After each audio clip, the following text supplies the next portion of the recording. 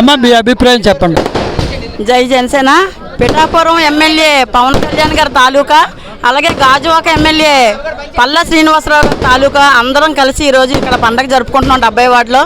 ఈరోజు టీడీపీ నాయకులు, జనసేన నాయకులు అందరూ వచ్చి ఇక్కడ ఇంత గ్రాండ్గా పండగ జరుపుకుంటున్నామంటే 3 సింహాలు ఒకటైతే ఎలా ఉంటుందో ఈరోజు జగన్మోహన్ రెడ్డికి అర్థమైంది.